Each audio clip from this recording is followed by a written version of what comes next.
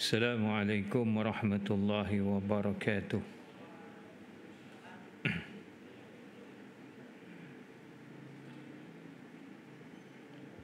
Alhamdulillah, wassalatu wassalamu ala rasulillah wa ala alihi wa sahbihi wa man walah. Rabbi syrah li sadri wa yassir li amri wahlul 'uqdatan min lisani yafqahu qawli. Rabbana iftah bainana wa baina qaumina bil haqq wa anta khairul fatihin. Allahumma salli ala sayyidina Muhammad wa ala alihi wa sahbihi ajma'in, amma ba'd.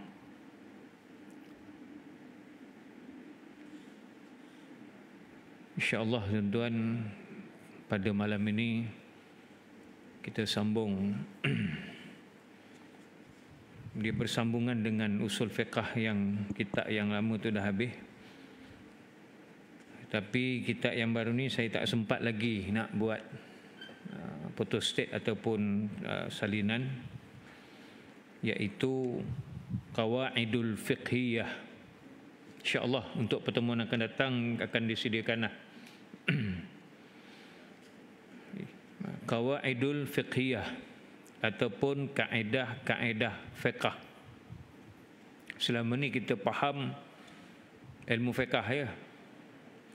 Ilmu fiqh ni adalah ilmu yang membicarakan persoalan-persoalan tentang ibadat, persoalan-persoalan tentang munakahat, nikah kahwin, muamalat,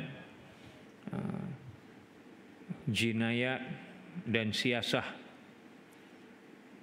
Kemudian kita telah pun alhamdulillah kita selesai serba sedikit lah. Kita sentuh, kita bincang dan kita bahaskan tentang usul fiqh, iaitu ilmu yang berkaitan bagaimana sumber-sumber hukum yang diambil oleh para ulama untuk mengeluarkan hukum-hukum fiqh. Pada malam ni tuan-tuan kita masuk kepada fiqh, ilmu fiqh juga, tetapi al-qawaidul fiqhiyah ataupun kaedah-kaedah fiqh. Kaedah ni apa? Kaedah ni tuan-tuan dah masuk bahasa Melayu dah. Dalam Kamus Dewan disebut kaedah ni ialah cara atau peraturan untuk melakukan sesuatu kerja. Itu bahasa Melayunya lah. Walaupun diambil daripada bahasa Arab. Bahasa Arab ni tuan-tuan, al-qawaidul fiqhiyah, al-qawaid ini ialah kata jamak ataupun plural daripada perkataan kaedah. Kalau dalam bahasa Melayu, kata jamak bagi kaedah ialah kaedah-kaedah. Dia kata ganda tu jadi kata jamak, menunjukkan banyak. Jadi al-qawaid maksudnya ialah kaedah-kaedah. Dari perkataan kaedah yang bermaksud asas. Kaedah ni maksudnya asas. Asas bagi sebuah rumah disebut kaedah. Dan sebagainya, sebagaimana firman Allah Subhanahu wa taala, wa idh yarfa'u Ibrahim al-qawa'ida minal bait wa Ismail. Artinya, wa idh yarfa'u Ibrahim, dan ingatlah ketika mengangkat Nabi Ibrahim. Angkat apa? Al-qawaidah minal bait. Mengangkat atau meninggikan al-qawaidah minal bait, iaitu asas binaan bait. Bait apa? Baitullah. wa Ismail, dan Nabi Ismail. Maknanya Nabi Ibrahim dan Nabi Ismail meninggikan asas binaan Baitullah. Baitullah Kaabah itulah. Itu kawaid, asas. Dalam bahasa Arab, perkataan kaedah diguna pakai juga pada makna-makna berikut.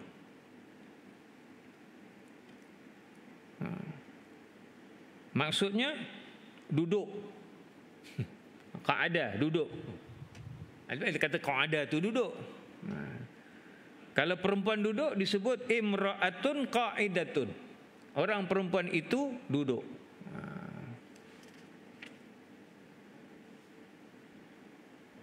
Pemalas pun kaedah juga. Pemalas, malas pun kaedah juga. Qa'idatul himmah. Asas itu tadi kita sebut tadi, asas kaedah. Kaki. Kaki pun kaedah juga. Ar-rakizah. Undang-undang pun kaedah juga. Al-qanun. Sama lah kaedah jalan raya. Dalam enactment ke dalam akta ke belakang tu biasa ditulis kaedah-kaedah. Enactment perundangan, enactment pentadbiran agama Islam Negeri Selangor. Nanti ada kaedah pemilihan jawatan kuasa masjid. Itu undang-undang tu. Itu kaedah undang-undang. Jalan pun kaedah juga, fatwa pun kaedah juga, contoh pun kaedah juga, teladan pun kaedah juga. Disebut qaidatul bilad. Ibu negeri pun kaedah juga. Qaidatul bilad. Maknanya ibu negeri, tuan-tuan. Itu kaedah. Jadi bahasa Arab ni, tuan-tuan, guna satu perkataan tu macam-macam maknanya, tuan-tuan. Kalau ikut istilah, itu dari segi bahasa. Kalau ikut istilah, kaedah itu bermaksud al-hukmul kulli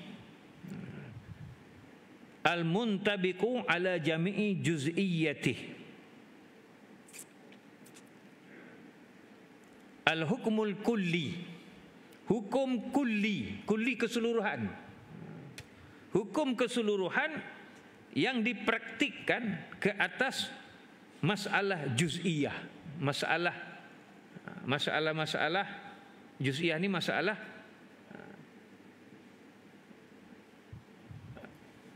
juzuk-juzuk lah. Masalah juzuk-juzuk, masalah yang apa? Yang ikut kelas-kelas dia, ikut bahagian-bahagian dia, masalah bahagian-bahagian dia. Hukum tu hukum keseluruhan. Hukum keseluruhan itu digunakan ke atas hukum yang satu-satu.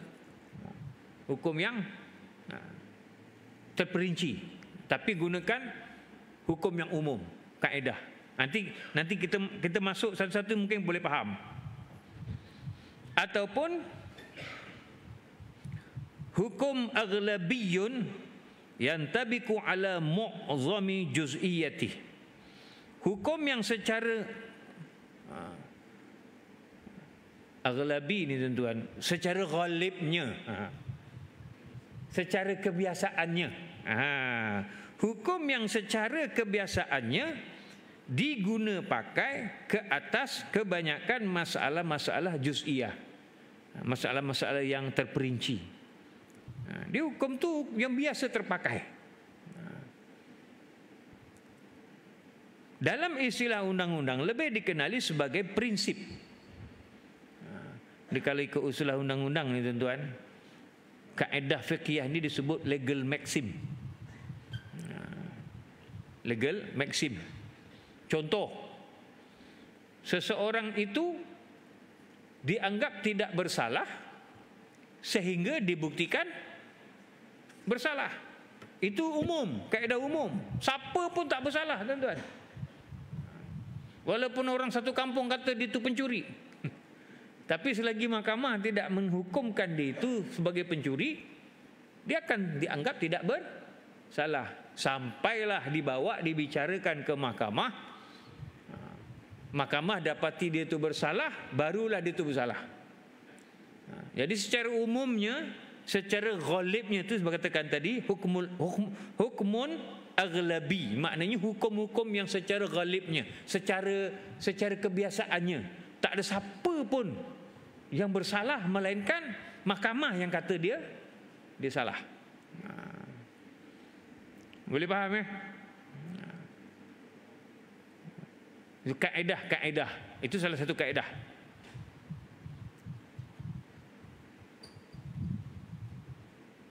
Itu dari sisi undang-undang, maknanya prinsip. Keistimewaan kaedah fiqh ialah teksnya dibentuk dalam beberapa kalimat yang ringkas, padat dalam lafaz yang umum, tetapi maknanya luas, mencakupi cabang-cabang masalah yang terperinci. Contoh, al-umuru bimaqasidiha. Tiap-tiap perkara tergantung pada maksud dia, tergantung pada niatnya. Kan ringkas saja. Semua benda bergantung pada niatnya. Itu kaedah umumnya. Maknanya umumnya yang terpakai pada yang juz'iyah, yang terperinci. Juz'iyahnya apa? Masalah sembahyang, masalah puasa, masalah zakat, nanti masalah haji, masalah umrah. Jadi semua masalah itu, sembahyang, puasa, zakat, haji, umrah, wudu, tergantung pada tujuannya. Tujuan apa? Niatlah. Maka tiap-tiap perkara yang bersifat terperinci tadi itu, juzuk satu-satu tu, puasa, sembahyang, iktikaf, wudu, mesti ada niat. Itu yang jadi mesti ada niat. Sebab kaedah umumnya kata semua benda kena bergantung pada niat dia. Kalau tak ada niat, tak sah. Itu antara contoh kaedah umum, tuan-tuan.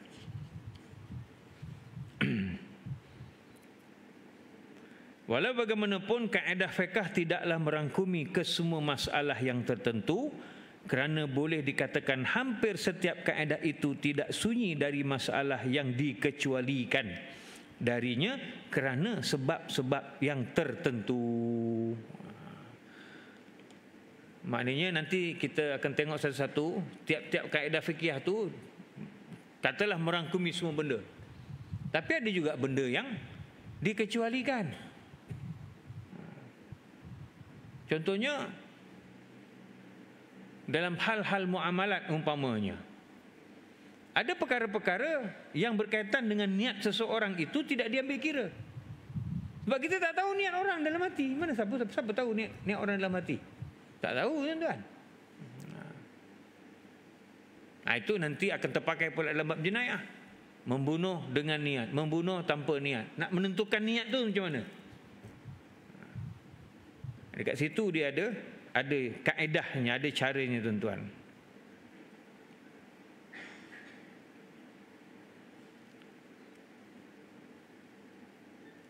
Atas asas inilah para fuqaha tidak mengharuskan para hakim ketika membuat penghakiman bergantung atau berpegang sepenuhnya pada mana-mana kaedah kuliah sahaja tanpa merujuk kepada nas yang lain, sama ada nas itu secara khas ataupun secara umum. Walaupun kita belajar kaedah fiqhiyah, walaupun ulama-ulama tahu tentang kaedah-kaedah fiqhiyah, terutamanya hakim-hakim ni yang mesti menguasai kaedah-kaedah fiqhiyah ni, tuan-tuan, dia tak boleh menjatuhkan hukuman, ulama tak boleh keluarkan hukum semata-mata gunakan kaedah. Dia kena rujuk juga pada nas. Macam mana kaedahnya pun, nas tetap dimenangkan dulu. Sebab itu sembahyang pakai niat aja boleh tak? Boleh tak sembahyang pakai niat aja? Al-umuru bimaqasidiha, kaedahnya kan setiap sesuatu itu berdasarkan kepada niat. Kita jadi Robin Hood, pergi curi harta orang kaya, kita bagi pada orang miskin. Niatnya apa? Niatnya saya nak bantu orang miskin. Apa kaedahnya yang kau pakai? Al-umuru bima qasidiha. Setiap perbuatan itu, setiap perkara itu bergantung kepada niatnya. Jadi niat saya baik. Saya nak bagi tolong orang miskin. So satu cara nak saya tak ada cara lain, kita rompak orang kaya. Boleh pakai? Tak boleh pakai. Sebab dia bertentangan dengan nas. Nas yang tidak membenarkan kita ambil harta orang secara tidak betul. Sebab itulah ulama-ulama zaman moden dia timbul kaedah baru. Al-ghayah la tubarrirul wasilah. Tujuan tidak menghalalkan cara. Itu tuan-tuan. Itu yang dikatakan bahawa para ulama tidak mengharuskan kita menggunakan kaedah semata-mata. Dan pada masa yang sama tidak juga mengikut nas secara lurus bendul. Dia kena kuasai kaedah-kaedah pula untuk memahami masalah-masalah.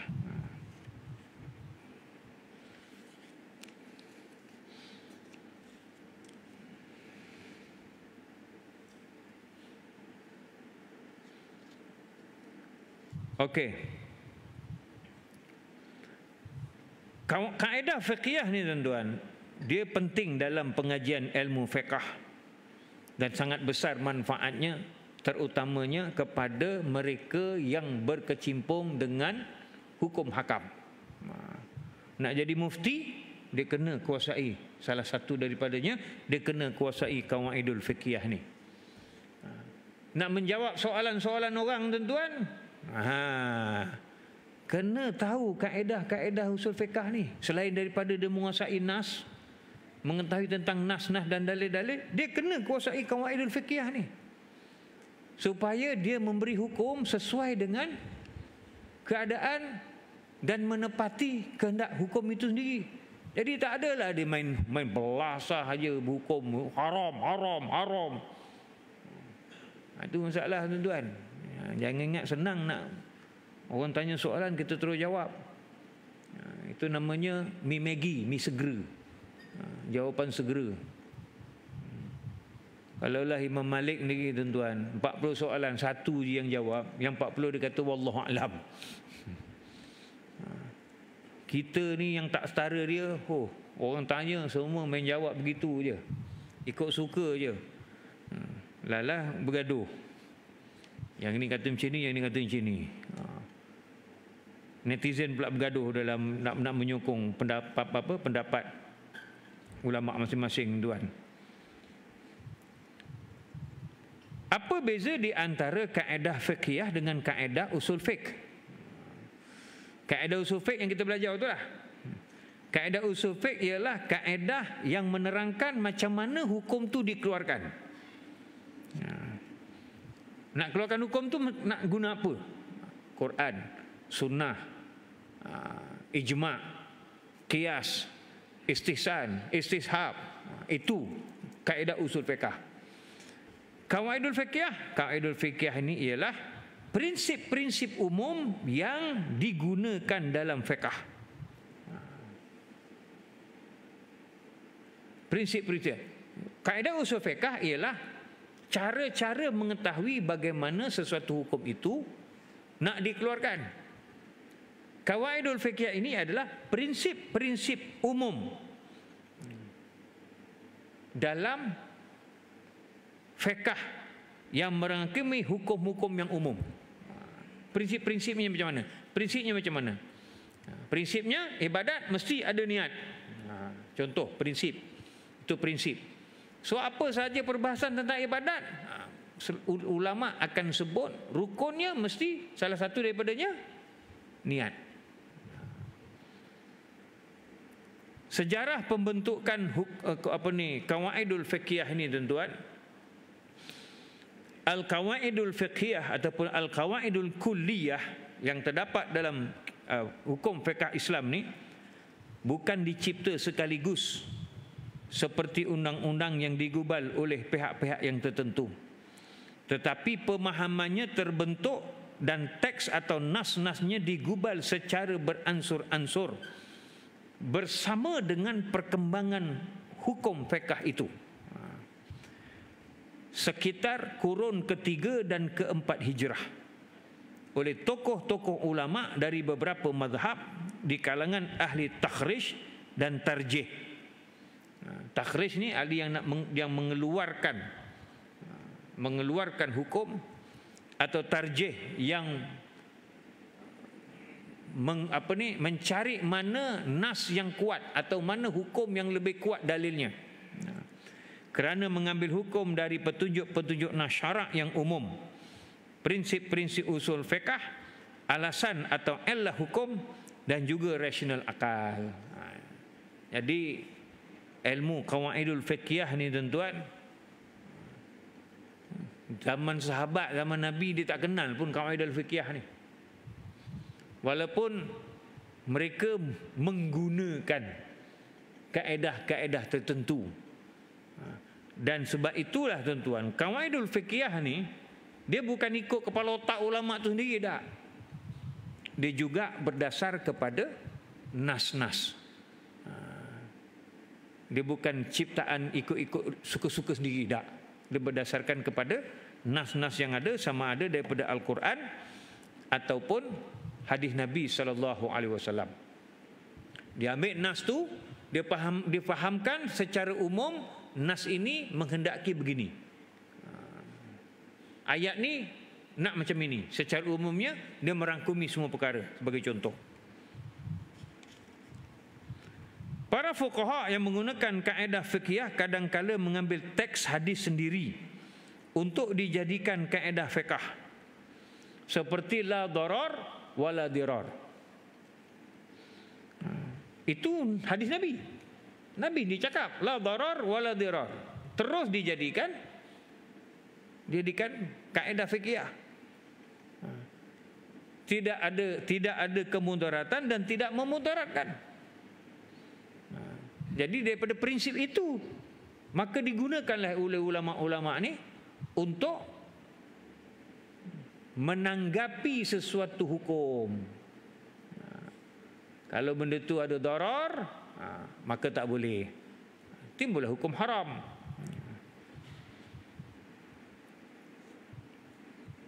Ataupun tuan-tuan, ada juga di antara kaedah fiqhiyah ni ulama punya cakap, ibarat yang dikeluarkan oleh ulama-ulama sendiri,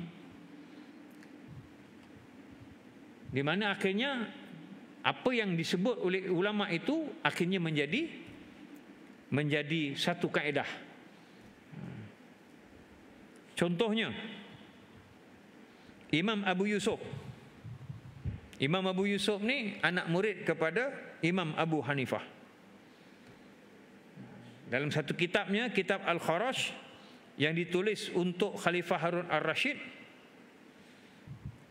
dia ada sebut laisa lil imam an yukhrij syai'an min yadi ahadin illa bihaq sabit ma'ruf. Tidak boleh bagi imam, tidak boleh bagi pemerintah untuk mengeluarkan sesuatu dari milik seseorang melainkan dengan hak yang telah sabit lagi ma'ruf.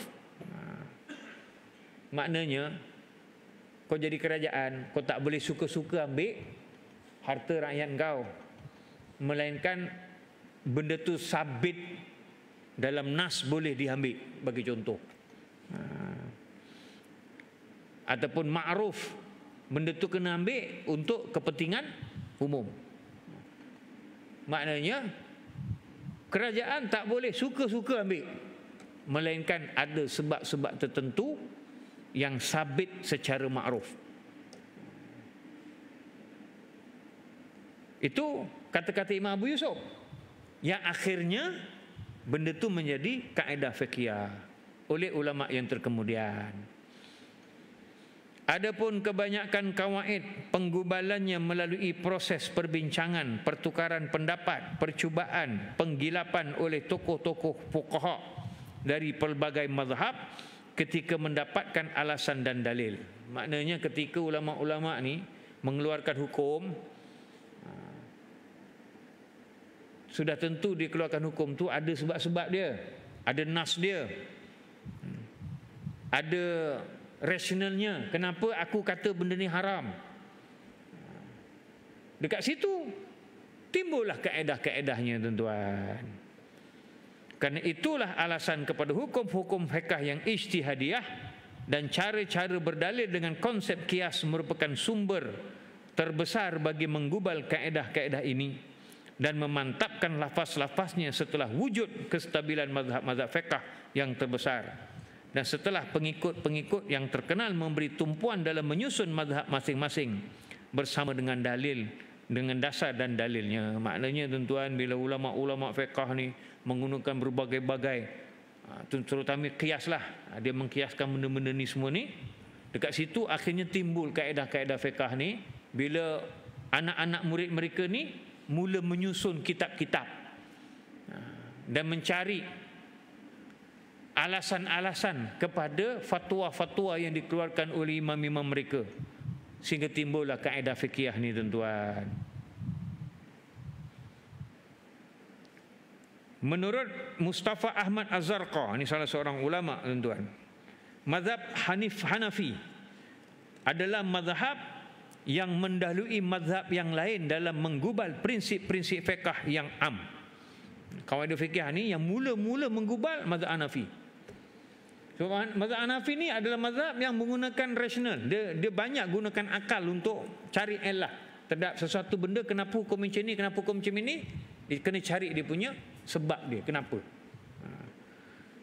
Jadi dia adalah mazhab yang sangat berkembang lah, menggunakan kaedah-kaedah fiqhiyah, tuan-tuan. Al-Imam Abu Tahir Ad-Dabbas yang hidup dalam kurun yang ketiga dan keempat hijrah telah mengumpul beberapa kaedah mazhab Imam Abu Hanifah dan disimpulkannya dalam 17 kaedah. Jadi ditengok Imam Abu Hanifah punya cara-cara mengeluarkan hukum tu, dipelajari, dikumpulkan. Oh, Imam Abu Hanifah ada menggubal 17 kaedah dalam hukum fiqh ni, tuan-tuan. Abu Sa'id Al-Harawi yang bermazhab Syafi'i berguru dengan Abu Tahir. Lalu beliau memetik sebahagian dari kaedah tersebut bila dikemukakan kepada Al-Qadhi Abu Ali Al-Husain bin Muhammad bin Ahmad Al-Marwazi, salah seorang imam besar dalam mazhab Syafi'i, Imam Al-Marwazi. Lalu beliau mengembalikan seluruh mazhab Syafi'i kepada 4 kaedah, dan kata setengah ulama mutaakhirin adalah mazhab Syafi'i 5 kaedah. Maknanya ulama Imam Al-Marwazi ni dia himpun balik kaedah-kaedah tadi tu yang Imam Abu Hanifah tadi tu, disimpulkan jadi 5 aja. Sebab itu dalam mazhab Syafi'i ada dikenali sebagai Al-Qawaidul Khamsah, kaedah yang 5. Kemudian daripada kaedah yang 5 ni, tuan-tuan, ulama-ulama kemudian pecahkan lagi bawahnya tu dengan berbagai-bagai kaedah, hingga timbullah kitab yang 2-3 jilid membincangkan tentang kaedah-kaedah. Pada asalnya 5. Apa yang 5 tu, tuan-tuan? Al-umuru bimaqasidiha, setiap perkara bergantung kepada tujuan dia. Setiap pekerjaan bergantung kepada tujuan dia. Itu pertama. Yang kedua, al-yaqin la yuzallu bisyak, benda yang yakin tak boleh dihapuskan oleh syak. Nanti kita akan tengok satu-satu.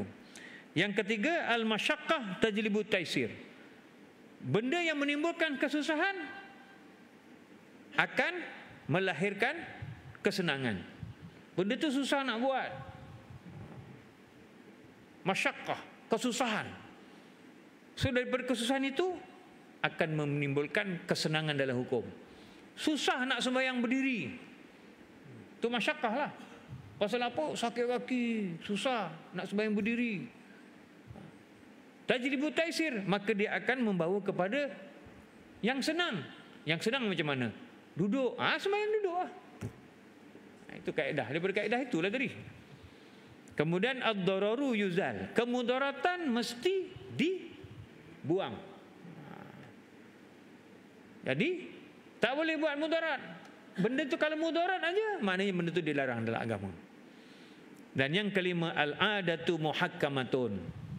Sesuatu adat itu boleh diambil untuk dijadikan hukum. Okey, kapraya apa? Tempat kita ni kaprahnya macam mana? Bagi contoh. Kaprai sembahyang royo nak masjid. Maka diambil lah. Adatnya orang kita ni sembahyang berkumpul di masjid. Dia sembahyang di masjid lah. Sembahyang hari raya di masjid. Walaupun sembahyang hari raya itu pada zaman Nabi dilaksanakan di padang, di tempat-tempat pelapang. Tapi tempat kita dah ada masjid kan. Itu sebagai contoh. Itu sebagai contoh. Antara kitab-kitab yang membincangkan tentang qawaidul fiqhiyah secara langsung atau tidak langsung. Banyak sebenarnya tuan-tuan. Antara kitab-kitab besar ialah Qawaidul Ahkam fi masalihil anam. Ini Imam Izzuddin Abdul Salam, seorang ulama faqih dalam mazhab Syafi'i. Kemudian kitab antara kitab yang besar lagi tuan-tuan, kitab Al-Ashbah wan Nazair. Al-Ashbah wan Nazair ni ada dua. Satu yang dikarang oleh Imam As-Subki, salah seorang ulama mazhab Syafi'i tuan-tuan. Lagi satu Imam Suyuti, pun ulama besar mazhab Syafi'i juga tuan-tuan. Kemudian kitab Al-I'tisam dan juga Al-Muwafaqat fi usulul fiqh. Ini ditulis oleh Imam Syatibi, ulama besar dalam mazhab Maliki. Kemudian kitab Al-Qawaid Ibnu Rajab Al-Hanbali, itu mazhab Hanbali. Kemudian ada satu lagi kitab Al-Ashbah wan Nazair tuan-tuan. Ditulis oleh Zainal Abidin bin Ibrahim, itu mazhab Hanafi pula.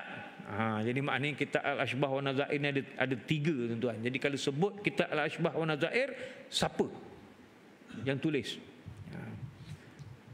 Kemudian apa ni? Syarhul Qawaid Al-Fiqhiyah, Imam Ahmad bin Muhammad Az-Zarqa, ini mazhab Hanafi tuan-tuan. Dan banyak lagi lah tuan-tuan, antara kitab Al-Qawaidul Fiqhiyah Al-Imam Ahmad An-Nadwi. Dan saya pernah jumpa satu tuan-tuan, kitab Al-Mawsu'ah Al-Qawaidul Fiqhiyah, ensiklopedia kaedah fiqh. Itu berjilid-jilid. Mungkin dia himpunkan semua kawaid fiqhiyah yang ada dalam dunia fiqh ni tuan-tuan, dihimpun semua, dimasuk dalam tu tuan-tuan. Jadi kesimpulannya tuan-tuan, nak menjadi ahli hukum bukan semata-mata kita membaca kitab-kitab fiqh. Lebih-lebih lagi bila kita nak mengeluarkan hukum-hukum semasa pada zaman ini yang ada kaitan dengan keadaan-keadaan semasa. Dia kena kuasai juga ilmu usul fiqh. Bukan setakat dia boleh hafal hadis, tahu hadis sahih, dhaif apa sebagainya. Bukan setakat dia hafal Quran, dia tahu ayat Quran sebagainya, tetapi dia kena tahu ilmu usul fiqh satu. Dia kena tahu kaedah-kaedah dalam ilmu usul fiqh tu. Selain daripada Quran, sunnah, ada ijma', ada qiyas, ada istishab, ada istihsan dan sebagainya tuan-tuan. Yang keduanya, dia kena tahu dan menguasai ilmu yang berkaitan dengan qawaidul fiqhiyah ini, kaedah-kaedah fiqh ni. Ini penting untuk kita memberikan suatu hukum yang tepat mengikut keadaan dan suasana yang berlaku tuan-tuan. Ada soalan setakat ni?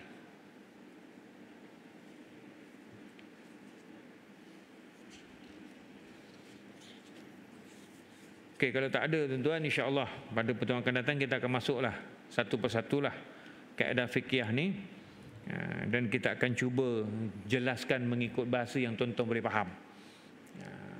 Sekarang ni boleh faham noh? Allahu a'lam.